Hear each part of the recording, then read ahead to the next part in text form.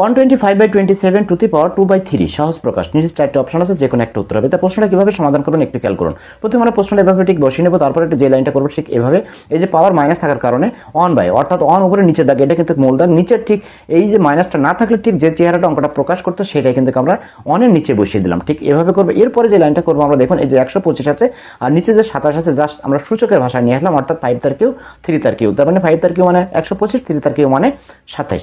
এবার আমরা যেটা করবো একটু খেয়াল করে দেখুন। এরপরে যে লাইনটা আমরা করছি, এই যে 1 বাই উপরে যে 1 ছিল সেই 1টা তো এখানে বসিয়ে দিলাম, 5/3, অর্থাৎ এই যে দুটোরই পাওয়ার যেহেতু 3 আমরা ঠিক এইভাবে করে নিলাম, উপরে 3 দিলাম আর বাইরে যে পাওয়ারটা ছিল 2/3 সেটা কিন্তু আমরা এই বসিয়ে নিলাম।